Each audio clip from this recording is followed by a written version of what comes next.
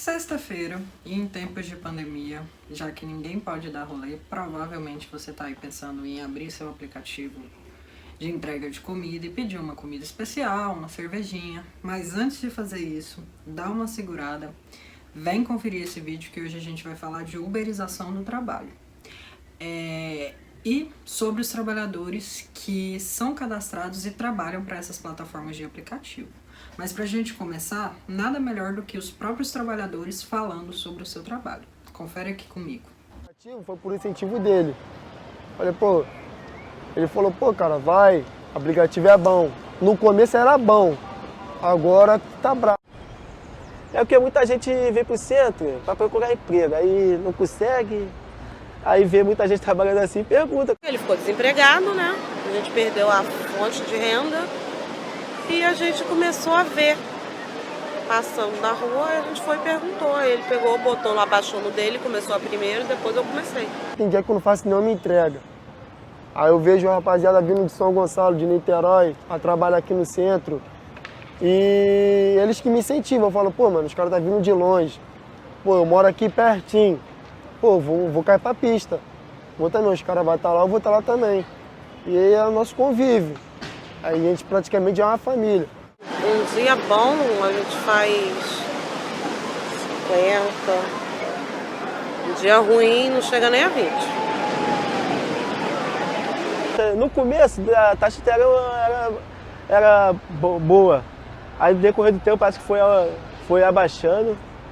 Tá cada dia pior. Tiraram a como é que fala? Tinha uma promoçãozinha que eles faziam pra gente aí, tiraram. Pior coisa que tem é a taxa mesmo, porque tá muito baixa. Que a taxa é pouca, isso todo mundo já sabe, né? Que às vezes a gente anda, Uber, é um absurdo. O cliente cancela a corrida, a gente tem que entregar no restaurante. E no restaurante a comida fica fria. Fica fria, joga no lixo. E ele prioriza mais o lado quem tem dinheiro. Se o restaurante falar, ele não entregou o pedido aqui não, ele vai lá e desconta na nossa entrega. A RAP jogou a dívida nele do pedido e jogou um valor mais acima. E ele teve que pagar, tá trabalhando para pagar. Vendedor não me vejo não. Eu vejo como se tem um patrão. Porque eles também não dão suporte pra gente nenhum. Eu desesperada. Mas microempreendedora não sou não. Eu não tenho patrão, mas uma pessoa desesperada, porque não tem emprego, fazer o quê? É certo, é legal. Às vezes a gente chega de manhã na rua, sai de casa, chega aqui na rua de manhã, às vezes chega meio-dia, não tem uma entrega. É isso que eu quero? Claro que não.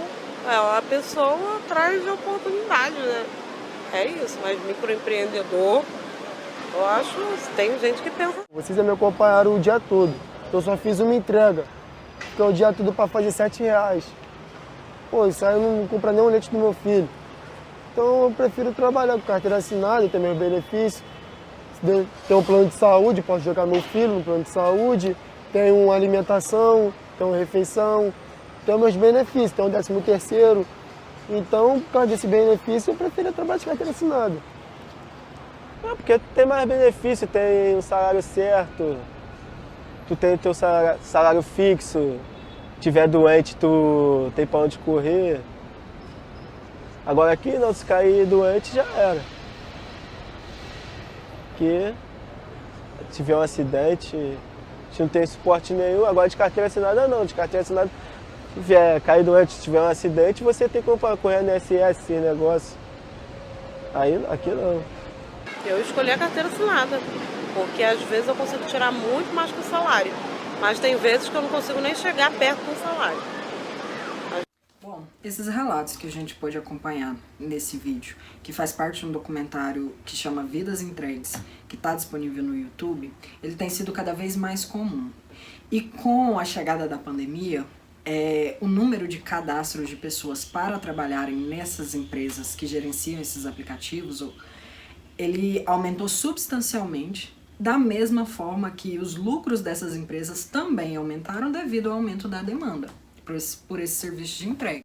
O que não aconteceu foi o aumento do ganho desses trabalhadores, porque apesar do aumento da demanda, a gente tem pesquisas aí que mostram que o rendimento desses trabalhadores foi cair e eles estão ainda se arriscando sem ter nenhum tipo de auxílio dessas empresas que controlam os aplicativos. E é sobre essas questões que a gente vai tratar no vídeo de hoje, que estão relacionadas com essa forma de trabalho que a gente chama de uberização. Apesar da gente falar uberização do trabalho, esse fenômeno ele não se restringe apenas à empresa Uber. Esse nome foi adotado porque essa lógica de trabalho ela se disseminou principalmente com a criação da Uber em 2010. Mas a uberização do trabalho é basicamente uma nova informalização do trabalho, em que os trabalhadores autônomos se cadastram nessas plataformas de aplicativo e eles têm ali todo o seu tempo disponível para esse aplicativo, mas eles só são pagos pelo momento em que eles recebem alguma chamada ou alguma entrega e realizam essa entrega. Todo o tempo de trabalho que eles ficam disponíveis não é pago. Para além disso, esses trabalhadores eles não têm nenhum tipo de direito, justamente porque não há essa relação de vínculo empregatício. E apesar do crescimento da informalidade e da disseminação dos trabalhos informais parecer algo novo, essa lógica de trabalho ela teve início ali na década de 70 com um processo de reestruturação produtiva, que demandou um novo tipo de trabalhador para atender às novas demandas do mundo da produção. Qual que eram as principais características? Esses trabalhadores eles deveriam ser flexíveis, polivalentes e altamente precarizados, principalmente. E por que isso, né? Como o sistema capitalista estava em crise, e ainda está, a necessidade era de justamente recuperar as taxas de lucro. E como as taxas de lucro são obtidas principalmente da exploração da mão de obra, era necessário preparar esses trabalhadores para uma nova lógica de produção que era completamente contrária ao estado de bem-estar social, que até então se estendeu por muitos anos, por muitas décadas, né, até o sistema quebrar. E com a reestruturação produtiva, as formas de cooptação do trabalhador, elas serão muito mais subjetivas do que coercitivas. Nesse cenário, a ideologia neoliberal ela vai ser fundamental para estruturar o pensamento e a lógica de funcionamento da sociedade a partir dessas novas relações na esfera produtiva. A ideologia da empregabilidade, por exemplo, a teoria do capital humano, vão orientar diversas reformas educacionais que também vão ser imprescindíveis para formar esse novo trabalhador. Que tipo de trabalhador é esse que é necessário para o capital a partir dessa reestruturação produtiva? É justamente esse trabalhador flexibilizado, polivalente e precarizado. O trabalhador ele vai ser formado para cada vez mais ser resiliente. A gente tem ouvido essa palavra com muita frequência, né? Justamente para que ele seja resiliente a esses processos de precarização que serão cada vez mais intensos. E para isso, esses trabalhadores vão ter que acreditar que o seu sucesso ou o seu fracasso no mercado de trabalho é algo que é individual e que não está relacionado com uma crise estrutural de desemprego.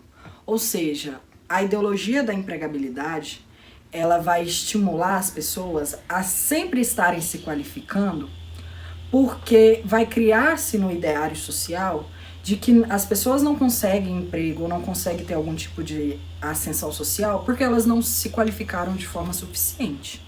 Então, o sucesso ou fracasso ele vai estar sempre relacionado e direcionado ao indivíduo. A gente também vai ter uma mudança na própria educação que vai ser voltada para formar as pessoas para terem comportamentos e habilidades para se comportar nesse novo cenário de completa instabilidade do mundo do trabalho. E vejam só como é que a gente vai chegar nesse processo de uberização do trabalho. Essa lógica de que quanto mais você se qualificar, melhores empregos você vai ter, ela cai por terra. E é fundamental começar a se estimular ao empreendedorismo, que o trabalhador ele se torne autônomo, invista no próprio negócio, justamente porque não tem emprego para todo mundo. Então esse discurso de que é melhor você não ter patrão e trabalhar por conta própria, ele ganha força nesse cenário, que as pessoas não arrumam emprego de jeito nenhum. Então realmente é melhor você trabalhar por conta própria. A Uber ela vai surgir E a lógica da uberização das empresas por aplicativos vai surgir a partir dessa lógica. E no começo realmente era muito vantajoso trabalhar, porque essas empresas que gerenciam esses aplicativos, elas aplicavam um grande capital para poder pagar um valor mais alto para os trabalhadores que se cadastravam na sua plataforma. E nisso ela quebrava as pequenas empresas que faziam serviços semelhantes. Essa estratégia eles chamam de dumping. Mas na medida que elas conseguem centralizar todo o trabalho, elas começam a utilizar esse algoritmo que gerencia a plataforma para controlar o trabalho das pessoas. E toda essa liberdade que era pregada, que as pessoas poderiam fazer o seu próprio horário, quanto mais trabalhar, mais elas ganhariam, ter a sua liberdade, essa lógica ela se inverte. As pessoas passam a ficar cada vez mais dependentes desses aplicativos e das demandas que os algoritmos determinam. E para além disso, a avaliação ela é feita de maneira terceirizada. A empresa ela não se responsabiliza nem pelas avaliações dos trabalhadores, que incentivam um processo de até amadorismo, já que as pessoas elas não ingressam no emprego por uma qualificação, mas o que decide se elas vão continuar ou não no emprego é uma avaliação do consumidor. Mas aí vocês vão me dizer, nada a ver, Betânia, a pessoa é livre para escolher tanto se ela quiser trabalhar de carteira assinada ou se ela quer ser autônoma mesmo. Não e não. Por quê? Porque a gente tem um cenário de desemprego que é estrutural. E a gente tem um chamado exército de reserva. Quem nunca ouviu falar assim, mas se você não quer trabalhar nessas condições, se você não está satisfeito, pode ir. Tem mais 100 ali que faz o mesmo serviço que você faz e que quer o emprego dessa forma. Então, essa lógica do exército de reserva, ela funciona tanto para o trabalhador que está de carteira assinada e tem que se submeter às ordens do patrão, tanto esses trabalhadores que estão na informalidade, porque o que está acontecendo agora é que as empresas, se elas não estão satisfeitas com o serviço desses trabalhadores, ou até mesmo sem motivo, elas bloqueiam. E tem um exército de reserva precisando do trabalho, porque a situação de desemprego, ela é crescente e ela não depende da força de vontade dos indivíduos. E tanto não depende que a gente tem cada vez mais pessoas que são muito qualificadas, que têm ensino superior, que estão indo trabalhar nessas plataformas porque não encontram emprego. Então, é uma tendência de precarização que atinge toda a esfera produtiva, toda a classe trabalhadora. E o discurso cada vez mais vai ser voltado para que a gente aceite esses processos de precarização até chegar ao estado que as pessoas estão se matando de trabalhar para conseguir garantir a sobrevivência. E é o que a gente tem visto. E essas plataformas de aplicativo, elas representam o que de mais avançado o sistema tem para controlar o trabalho e para explorar o trabalho. E a tecnologia sendo utilizada pelo capital para aumentar a extração de mais-valia dos trabalhadores, aumentar a exploração, quando ela poderia, na verdade, estar melhorando a nossa qualidade de vida. E a gente tem se tornado uma sociedade dos bicos, do trabalho informal, dos trabalhos intermitentes. E estamos cada vez mais submetidos a essa lógica de que a gente tem que viver para trabalhar. A gente vive 24 horas pelo nosso trabalho. Não é natural a gente achar isso bonito. Quanto mais a pessoa trabalha, mais ela se esforça, que ela tem 4, 5, 6 empregos. Não dá pra gente continuar glamorizando o sofrimento causado por trabalho altamente precarizado e por exploração de mão de obra a níveis que a gente não consegue nem imaginar, dada a tecnologia que a gente tem para garantir qualidade de vida das pessoas. Não dá para admitir isso na nossa sociedade e não dá para a gente continuar vendo esses ataques avançar sem fazer nada. Dia 1º de julho agora tem paralisação dos motoristas de aplicativos, o break dos apps, e a gente, para além de apoiar, tem que também lutar junto, porque não são só eles que estão sendo atingidos, somos todos nós.